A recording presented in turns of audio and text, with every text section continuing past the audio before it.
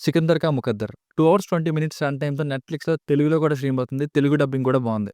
అక్షయ్ కుమార్ గారు నటించిన 'బేబీ' ఇంకా సుశాంత్ సింగ్ రాజ్‌పూత్ గారు నటించిన 'ఎంఎస్ ధోని' ఇంకా ఇలాంటి చాలా హిట్ మూవీస్‌ని తీసిన నీరజ్ పాండే గారు డైరెక్టర్ కావడంతో చూసేసా. ఇక చూసాక నాకైతే 2 విధాలుగా అనిపించిందండి. ఒకటి లాజిక్స్ పక్కన పెట్టేస్తే ఈ 'diamond robbery' film screen play వలన, ఇంకా కొన్ని సస్పెన్స్‌తో ఉన్న థ్రిల్లింగ్ సీన్స్ వలన మీకు బాగా నచ్చుతుంది. లేదు దేనికోసం స్టార్ట్ అయిందో, ఎలా జరిగిందో అనే ఆ మెయిన్ రీజన్, ఇంకా లాస్ట్‌లో రివీల్ చేసే చాలా అన్ని ముఖ్యమైన కారణాలన్నీ గూడా ఓవర్ ద టాప్ ఉంటాయి. ఏంటి మరి ఇలా ఎలా జరిగిపోతుందని ఇలా? సో, ఇలా అనిపించిన వాళ్ళకి మూవీ అస్సలు నచ్చకపోవచ్చు. ఎందుకంటే లాస్ట్ వరకు ఆ రీజన్స్ కోసం వెయిట్ చేస్తాం.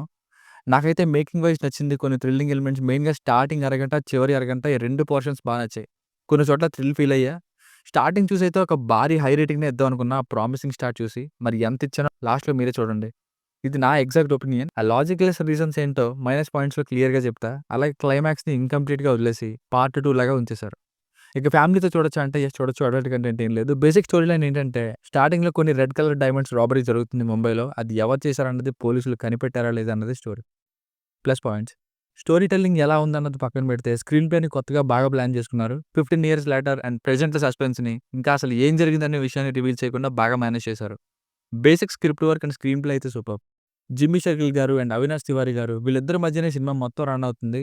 ఇద్దరు అప్పుడు, ఇప్పుడు, బిఫోర్ అండ్ ఆఫ్టర్ అనేలా లుక్స్‌లో వేరియేషన్ అయితే సూపర్బ్ అండ్ పెర్ఫార్మన్సెస్ కూడా చాలా చాలా బాగున్నాయి. ఇక తమన్నా గారు ఉన్నంతలో ఇచ్చిన రోల్‌లో బానే యాక్ట్ చేశారు ఒక ఫ్యామిలీ వుమెన్‌లా. సినిమాటోగ్రఫీ రిచ్ ప్రొడక్షన్ వాల్యూస్‌తో బావుంది. బ్యాక్‌గ్రౌండ్ మ్యూజిక్ కూడా అక్కడక్కడ ఆకట్టుకుంది.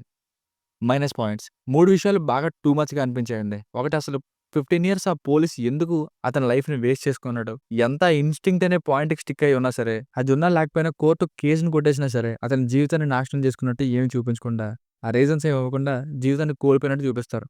ఇంకొకటి ఇప్పుడు చెప్పేది స్పాయిలర్ అవుతుంది. సో, స్కిప్ చేయండి ఇక్కడ. అసలు కంప్యూటర్ టెక్నీషియన్ అంత పర్ఫెక్ట్‌గా లెటర్‌ని పాకెట్‌లో ఎలా పెట్టాడో ఏదో ప్రాక్టీస్ చేసిన ఎక్స్‌పర్ట్ లాగా. ఇంకా మరొకటి దొంగలిస్తున్నప్పుడు మిగతా వాళ్ళు కళ్ళు మూసుకున్నారా ఏంటి? అసలు ఎంతమంది జనమండి. సుత్తితో అద్దాన్ని బద్దలుగొడుతుంటే ఎవరు చూడరా? స్లోగా దొంగలిస్తారు మళ్ళీ. ఇక ప్రామిసింగ్‌గా స్టార్ట్ అయిన తర్వాత ఇక సినిమా దొంగతనం కోసం కాదు, పర్సనల్ లీవ్స్ కోసం అన్నట్టు మెల్లగా లవ్ స్టోరీ, సాంగ్స్, హడావుడిగా వేరే కొత్త క్యారెక్టర్స్ ఇదంతా నడిపించి, ఆ పోలీస్ ఎందుకలా అయ్యారో కూడా డీటెయిలింగ్ ఇవ్వకుండా మళ్ళీ దొంగతనం కోసం లాస్ట్‌లో టచ్ చేస్తారు. అప్పుడు గుర్తొచ్చింది. ఓహో! ఈ దొంగతనం ఒకటుంది కదా! అని. దీన్ని వదిలేయలేదు కదా! అని. ఇక మ్యూజిక్ కొన్ని చోట్ల సీరియల్‌లా ఉంది. అలాగే మిగతా వాళ్ళ పైన డౌట్ పడకపోవడం కూడా ఇది మరి తీసిన వాళ్ళకే తెలియాలి. సో, ఫైనల్‌గా మూవీకి వర్డిక్ట్ ఏంటంటే లాజిక్స్ పర్లేదనుకుంటే బాగా నచ్చుతుంది. ఒక మంచి థ్రిల్లర్ చూసినట్టు. లేదు మైనస్ పాయింట్స్‌లో చెప్పినట్టు ఇలా ఎలా జరిగిపోతుందని అనుకుంటే జస్ట్ పర్లేదనిపిస్తుంది. Over the top but still thrills to an extent. మీకేమైనా వర్క్ నచ్చినట్లయితే మరిన్ని రివ్యూస్ కోసం మన ఛానెల్‌ని సబ్స్క్రైబ్ చేసుకోండి. థాంక్స్.